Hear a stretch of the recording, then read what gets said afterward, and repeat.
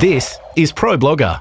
Welcome to episode 179 of the ProBlogger podcast. My name's Darren Rouse and I'm the blogger behind ProBlogger.com, which is a blogger podcast, event, job board and series of ebooks all designed to help you as a blogger to start an amazing blog, to create life-changing content for your readers and to hopefully make a bit of an income for yourself. You can learn more about ProBlogger over at ProBlogger.com. Now today I'm feeling a little bit strange. Listen to this. Can you hear it? There's nothing. My house is so quiet today because my youngest son started school this week. Yes, all three of my boys are at school at last. And whilst it's been very exciting to see him get in his uniform and waddle off to school with a massive bag on his back, the house is just so quiet. And I think it's going to take a little time to get used to. But anyway, one of the good things about a quiet house is that I can record these podcasts pretty much any time of the day. I don't have to set him up with a movie or anything like that or wait till he goes off to preschool. So, without further ado, let's get into today's lesson. In today's lesson, what I want to talk about is a statistic or a metric that you can find in your Google Analytics account. And it's one that I see a lot of bloggers talking about. It's the statistic or the metric bounce rate. Your bounce rate. And that's what I want to talk about today. Even just today, I was asked twice in Facebook groups about bounce rate and how to get it lower. And so I thought in this episode, I'd tackle the topic. We'll talk briefly about what a bounce rate is for those of you who've never heard that term before, or maybe you've seen it in your Google Analytics and wondered what it was. I want to talk a little bit about why I think some bloggers aren't really interpreting bounce rate in a helpful way. And for the bulk of this episode, I want to give you 11 different things you can do to get your bounce rate lower and hopefully improve your blog. And the last thing I want to do is suggest a little bit of homework that you might want to do to lower your bounce rate. I want to challenge you to pick one of the things we talk about today to lower yours. So if you are someone who doesn't know what bounce rate is, or you have been looking at it in your Google Analytics and wondering how to get it lower, this episode is for you. There is going to be quite a bit of further reading and some suggested further listening today. So you might want to check out the show notes over at ProBlogger.com/podcast/179, where you can also get a full transcript of today's show. Okay, let's get into it. Creating great content. Finding an audience. Building engagement. Monetizing your blog. This is ProBlogger. So today I was asked by two different bloggers about bounce rate. Reva asked, what are some ways to reduce your bounce rate? Reva says, I'm adding other posts at the end of my post for people to click through to. I've written long form and short form posts. I've got a start here and about page, but I can't get my bounce rate below 70%. And then Paul asks, what's an acceptable bounce rate for a blog? Mine is 80%. Is that too high? What can I do to lower it?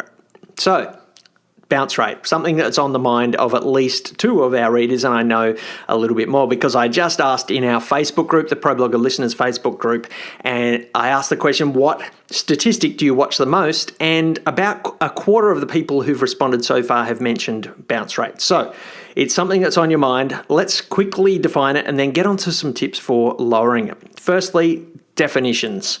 Bounce rate is a metric in your Google Analytics account that reports the percentage of people who visit your site and who leave your site from that first page that they arrive on.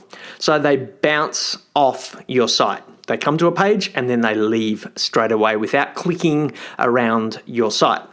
Now, to find this statistic, it's very easy. Simply log into your Google Analytics account, and if you don't have Google Analytics, please add it because it's an industry standard. It's amazingly powerful and it's completely free. So once you've got it set up on your blog, and if you've got questions about that, ask in the Facebook group. We'll be able to help you through that. Log into your Google Analytics account, and when you are on the first page, once you're looking at your blog stats, you'll see the audience overview, and you'll see a little chart titled bounce rate, and it will have a percentage number underneath it. So I'm looking at mine right now for Digital Photography School, and the number is 78.25%. So that's an average of the last month of people who bounce away from my site, which sounds pretty high, 78.25% arriving on my site and then leaving straight away. Now, it's very difficult to compare my bounce rate to yours, and we'll talk a little bit about why that might be in a moment, but you will see that number for yours. So that means 78.25% of people are arriving on my blog and then leaving without viewing any more than the single page that they arrive on. Now, if you click on that little chart in Google Analytics, it'll open up the last month of your bounce rate, or whatever period that you've got the dates in for. Now, most blogs don't really see a great variation from day to day in their bounce rates, usually a pretty flat line. Mine changes slightly when we send out our email, and I'll talk a little bit about that in a moment, but most blogs will have a very steady line when they click on that particular chart. It's pretty even over time. So in general, when you're interpreting that number, a high number, if you've got 99%, it means a lot of people are leaving your blog without surfing around. And if it's a low number, it means a lot of people are getting to your site and then clicking around your site. And in general, most people would say a high number is a bad sign and a lower number is a good sign. But there are some times where that's not the case, and we'll talk about those in a minute. So a low number means less people are bouncing away from your site. So the most common question I get asked when it comes to bounce rate is the one you heard before: how do I get it lower? Or, like Paul asked, what's an acceptable rate? Okay, so I'm going to talk a little bit about how to get it lower in a minute, but there's a few things I do want to say about bounce rates, and this comes into how to interpret that number. First thing, there are times when a lower bounce rate isn't a good thing. And you might think that's weird, but there are times where the goal of a page on your site, or maybe even your whole site, is to get your readers to do something other than click around your site. For example, if you have a site that's all about promoting affiliate products, you probably want to send people away from your site. And so you might have a post on your site that you actually want a bounce rate that's really high. You want people to be bouncing straight off your site because that means they're going to visit the affiliate site. So that might be one case. It may be that you want people to call your business. So if you've got a business, your blog is about your business, and ultimately your goal is to get people to pick up the phone and call you, then a high bounce rate could actually be a sign that that's a good thing. They're getting to your site and they're picking up the phone and calling you. It may be that you're trying to sell something on a site like Amazon or eBay, so you want to send people away from your site. It may be that you're capturing a lead through a tool that doesn't require another page load on your site. So any of these things can actually mean your bounce rate is higher, but it can be a good thing. So I wanted to put that out there. So it's not always something that you want to lower if you're trying to achieve one of those things, but most of us are trying to lower our bounce rate. Second thing I want to just say before I get into some techniques for lowering your bounce rate is that I see a lot of bloggers looking at their site's overall bounce rate. The number I gave you before is 78.25% of people who arrive on digital photography school are bouncing away. Now that's interesting, but I much prefer to look at the bounce rate of individual pages on my blog. And whilst, yes, lowering my overall number might be a good thing, I'm much more interested in lowering the number on individual pages. Let me give you a few examples. So on ProBlogger, as I look at my Google Analytics account, I can see on the front page of ProBlogger, over the last month, our bounce rate is 61%. And that's lower than our site average. I think our site average there is similar to DPS. It's a little more like in the 70s. But on the front page, it's 61. And that makes sense. You know, when people arrive on the front page of ProBlogger, there's lots of options there for them to click around the site. And they're probably looking at the front page because they're trying to work out what the site is and what the most recent stuff is. And so it makes sense that that number is lower. If you look at other pages on ProBlogger, you might look at our Start Here page. The bounce rate on that is 54%. Now that's fantastic. And again, that page is purely designed to direct people to different parts of the site. On the job board on ProBlogger, this is where we list jobs for bloggers, the bounce rate is 35%.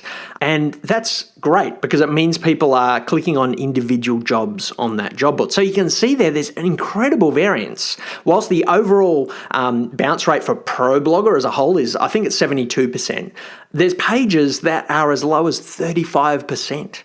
So there's incredible variance there. And so I think looking at your overall number is interesting, but looking at individual pages and individual posts on your site is much more interesting.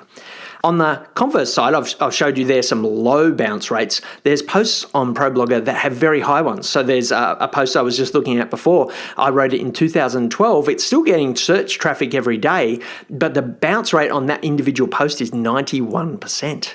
And that's because the content on it is old. And people are arriving on it and seeing the date 2012, and they're seeing information that perhaps isn't as relevant for them, and they're bouncing away at a higher rate. So actually digging into your stats and looking at the bounce rate of individual pages, I think is so much more productive and beneficial.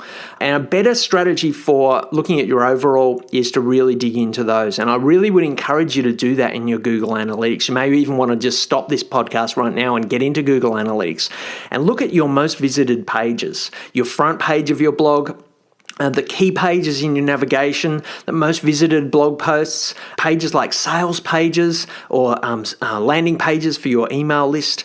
All of these pages, it's really interesting to see what the bounce rate is. And it's much more worthwhile to spend your time decreasing the bounce rate on the individual pages than overall in some ways. So that's another thing I want to say about bounce rate. And the last thing I'll say before I get into some techniques for lowering bounce rate is that bounce rate varies depending upon the source of your traffic as well.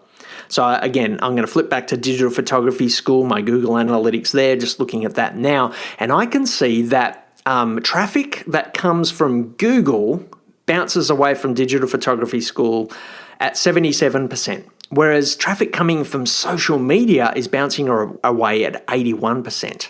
And then traffic coming in from email is bouncing away at 55%. So I can see there incredible variance in the types of traffic as well and the sources of the traffic. And so I think it can be really useful to dig into that. Now, I'm particularly interested in looking at the Google traffic because that makes up the bulk of the traffic on my site. Over 50% of my traffic comes in from Google, and most of the people arriving in from Google are first-time visitors as well. So I'm looking at really lowering that. Email, I'm not really as interested in lowering that. It's already pretty low, and that's because we send out emails with multiple links in them. So someone opening our email might see 10 of our latest posts on the site, and so they'll click through to a few of those, and that's why that number is 55%. But I'm not really interested in lowering that much more because those people are already subscribed. But people who are coming in from Google, they're first-time visitors, I want to get that number down because I know if I can get people visiting more pages on their first view, they're more likely to subscribe. So dig into your Google Analytics, look at the bounce rate for individual pages on your site and also the different sources of traffic.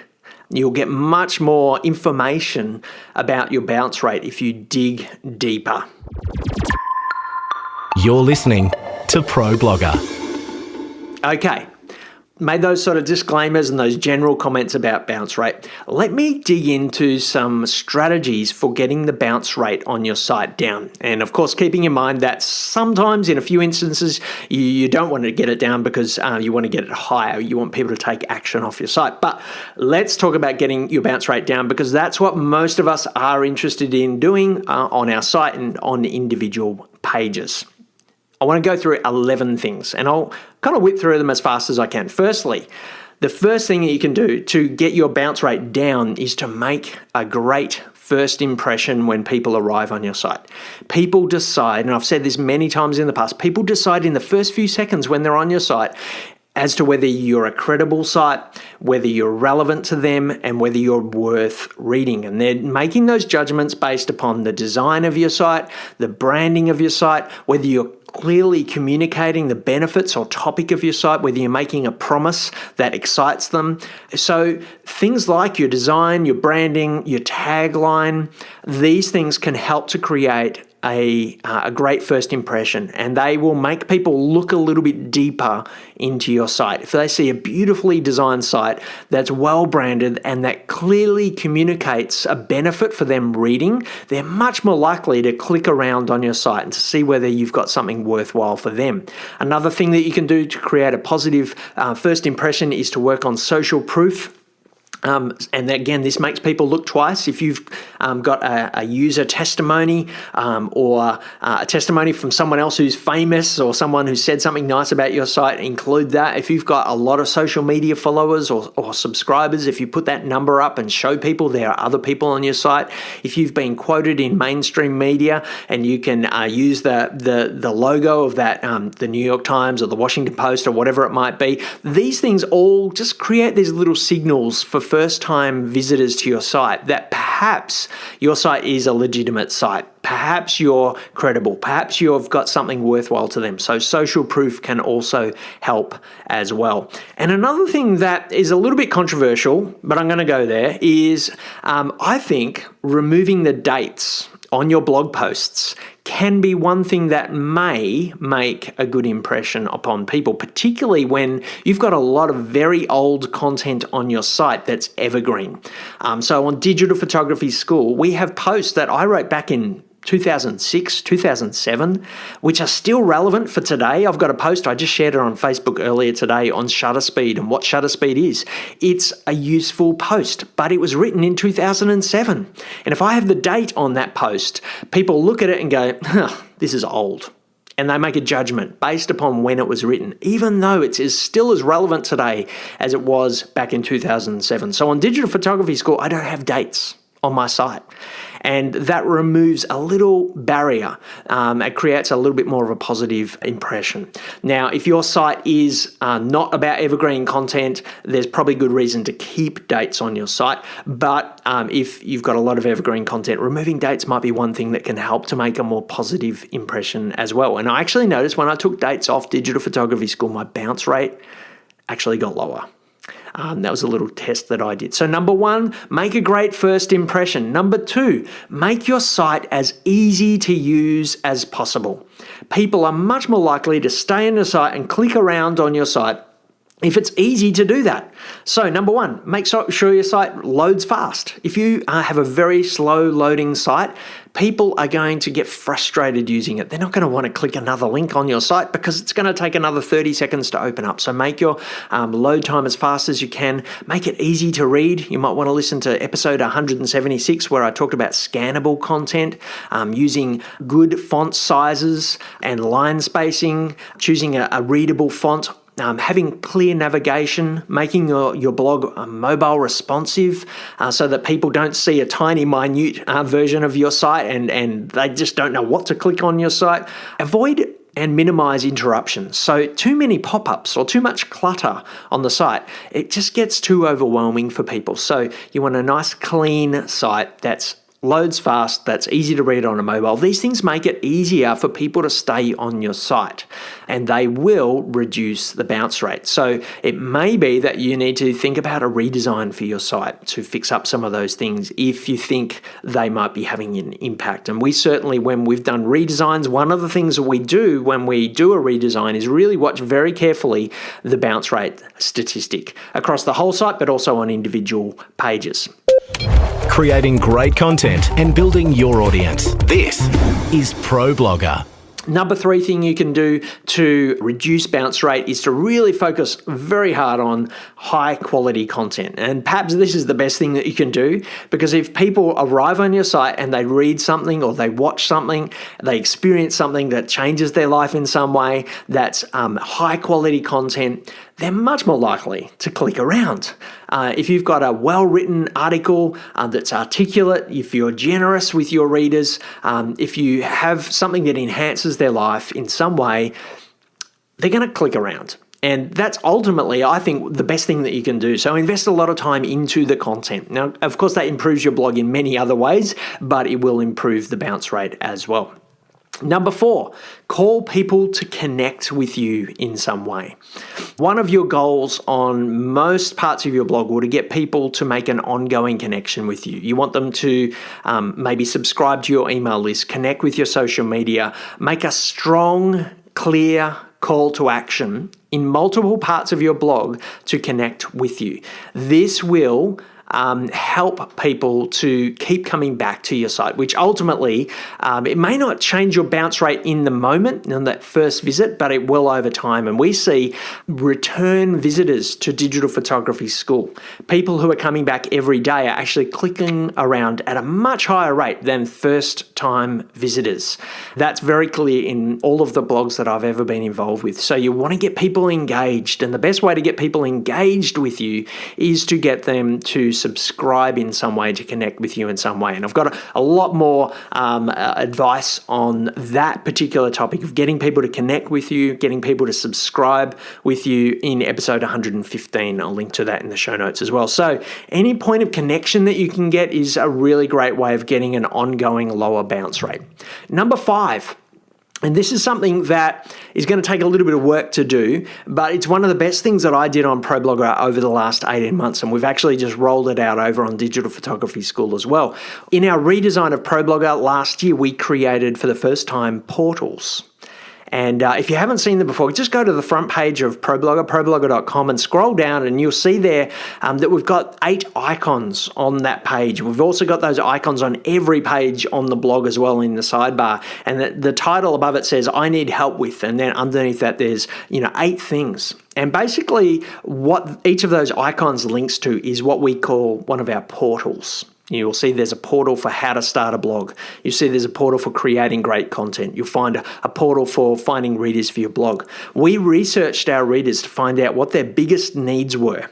And we identified these 8 things that our readers come looking for information on ProBlogger. And then we developed a portal page for each of those things. I think there's actually 7 of them. One of them links to our job board as well. So we created these portals. And if you go and click on one of those portals, you'll find out that they contain a video greeting, so I'm trying to make a connection there. It's a personal video. It's me talking about my need in that particular issue. And then underneath the video, or next to the video, there's a call to subscribe, and there's lots of information. And it's not just our latest posts. It's not like a category page where we just show our latest, most recent content on that particular topic. We actually have curated our best content on that. And so underneath the video, you'll see there, I think it's 6 or 8 different posts that we've hand selected on that particular topic of finding readers or starting a blog. And then underneath that, we showcase our latest content as well. So you can find some fresh stuff, but you also find our best stuff as well. The portals have really, really helped our bounce rate a lot. And they've actually, the key with the portal, and the main reason we do it, is to get people to the right content on our site. Within a click or two of them arriving on our site. Our portal pages have a bounce rate as low as 40%. I just looked at them all, and I think the lowest one was 39%. Now, I do talk again more about our portals and how we develop them in episode 114, if that's something interested to you. But really think about that as a way to get people to the best content and to get people accessing your archives. And this is one of the things that we realize on ProBloggers. We've got thousands of posts in our archives. Many of them are really useful today, but people just weren't finding them because they had to dig too hard. So we're surfacing that best content as well. How to build and monetize your blog. This is ProBlogger. Number 6 thing that I want to talk about is similar to the portals, and that is our new Start Here page. And having a Start Here page, again, I mentioned the statistic before. It's one of the lower bounce rates on our site at ProBlogger. So a Start Here page is a great way of highlighting some of your best content and getting people connected with you. Our Start page has it's similar to a portal's, I guess, in design and bounce rate as well. It's really prominent in our navigation. So if you go to any page on ProBlogger, the first item in our nav bar is the Start Here bar, and it's really targeting particularly those first-time viewers and particularly the Google readers as well. So anyone arriving in from Google who's arriving on ProBlogger for the first time and Digital Photography School now is hopefully going to see that link in our navigation as well. And if you go and look at that page, again, there's lots of good content. It introduces the idea of the portals and it tries to get the subscribe as well, tries to get that connection with people. Think about how you could do it. Now, you might want to do an about page. You might find something else, a story page, learn about me as a blogger. Those type of pages may actually help to achieve those goals as well for you. Okay, tip number 7, and this is a really simple one to do, is to make external links on your blog open in a new tab or a new window. If you are linking on your blog to another website in a blog post, one of the simplest things that you can do so that you don't lose that reader is to make sure it opens in a new window or a new tab. This means that if someone clicks your link, your external link, they don't leave your site. There's just a new tab open there. It doesn't mean that they have to hit the back button to get back to your site, because they've now got 2 tabs open, one with the new site and one with yours. And that keeps people on your site longer and increases the chances of them clicking another link on your site as well.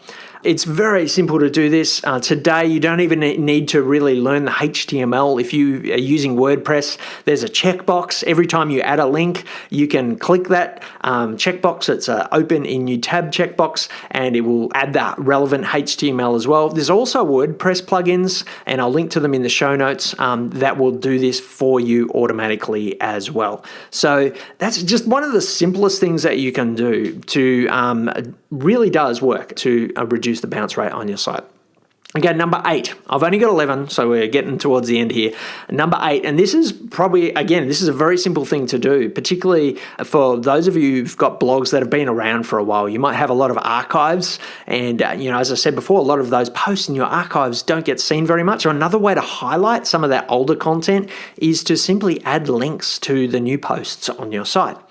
So one of the best things that you can do is, as you're writing your next blog post, just challenge yourself to link to at least 3 other posts on your site as you write that post. As you mention topics in your new post that you've written about before in greater depth, or things that relate, just link to them. Just add those, and it needs to be something that you just get into the habit of doing.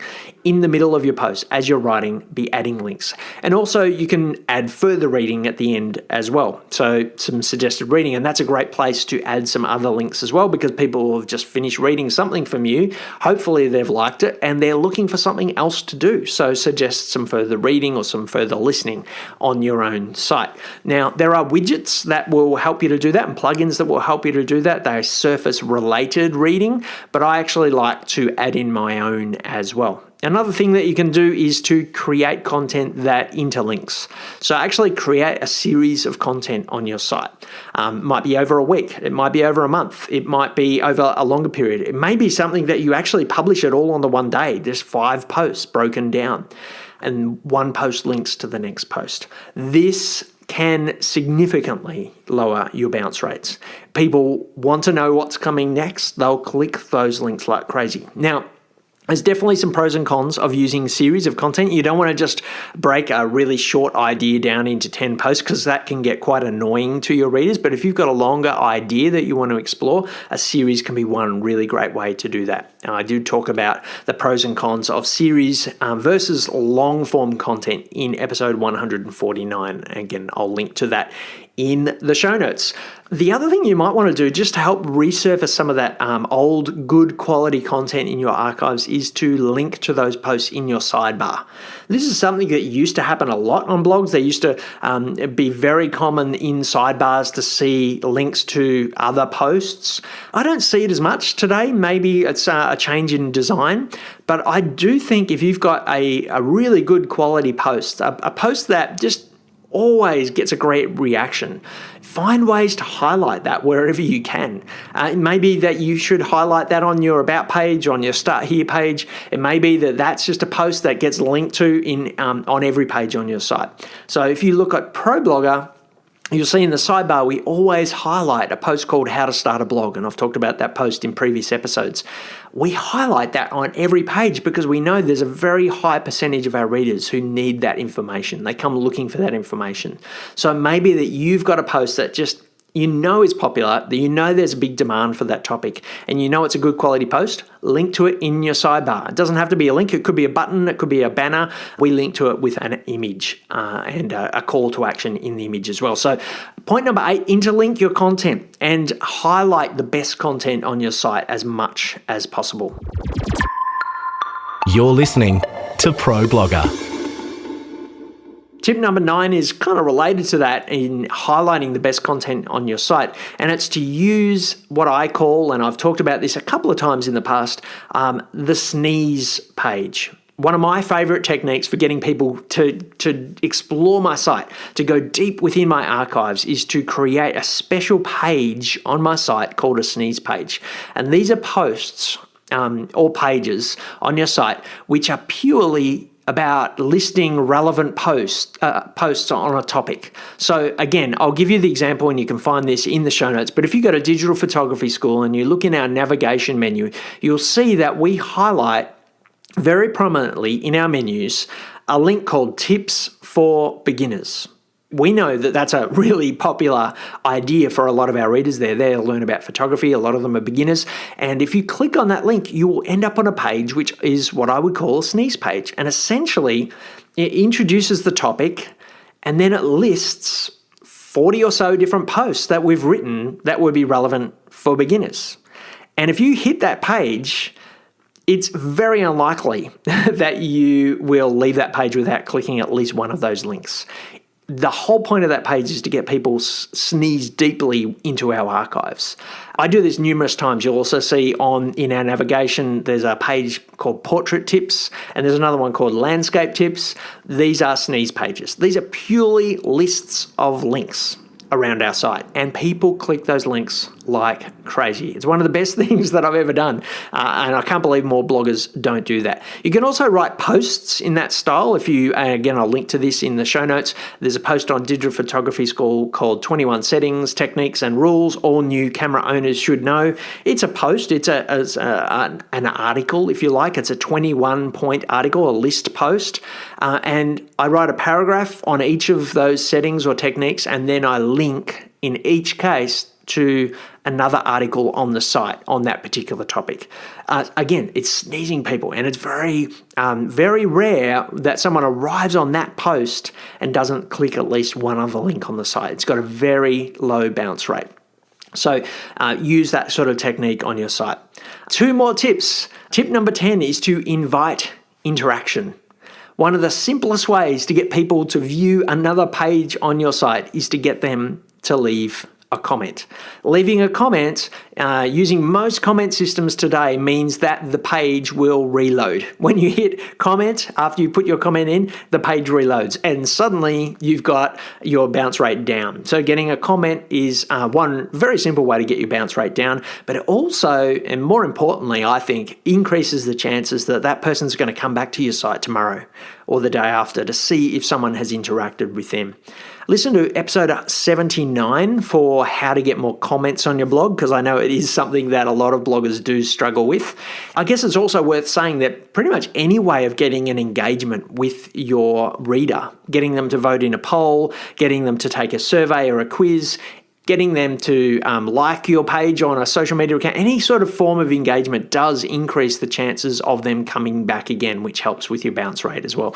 Got some further listening for you on the show notes on that particular topic of building community on your blog. The last thing I'll say about getting your bounce rate lower is to make searching easy on your site. I'm amazed how many blogs I arrive on today that don't have an opportunity for readers to search on their content, or they bury their search little bar low on the page somewhere. I think our search bars need to be prominent because a lot of people arrive on a piece of content on our site and that piece of content may help them or it may not quite help them. And one of the first things that they will think to do is, I wonder if they've got the exact information that I want. If your reader comes with a particular need, the chances of them, if they see a search bar doing a search on your site for that particular need or that particular topic are quite good. Again, this is a great way to get a second page view. When they put in search, they hit the search icon, another page loads on your site, the search results, and then there's a whole heap of other links to other things you've written. And again, they will click on one of those links and another page loads. So getting your bounce rate down, make sure your search function is working, make sure people can see it, and make sure it's prominent. It will help people to load more pages, but it will also help to surface the right content for your readers. And a lot of this really is about trying to get the right content in front of your readers as easy as possible. This is ProBlogger. Okay, so there's 11 techniques that you can use to lower the bounce rate on your site. Now, I know there's been a lot of information, and I have mentioned quite a bit of further listening that you can do, and I'm going to link to all of those links in the show notes, and there's also a full transcript of every word I've said today in the show notes as well over at problogger.com/podcast/179. Bounce rate is an important metric to watch, and I hope you found this episode helpful. Just keep in mind that while looking at the overall bounce rate of your site is interesting, it's more powerful to look at individual pages and individual sources of traffic. In particular, what I'm doing in tracking my bounce rate is looking at the most popular pages on my site. I'm looking at my front page. I'm looking at the most visited blog posts, and I'm particularly paying attention to certain sources of traffic. For me, Google is one that I'm particularly working on lowering the bounce rate on at the moment, and I'd encourage you to do that as well.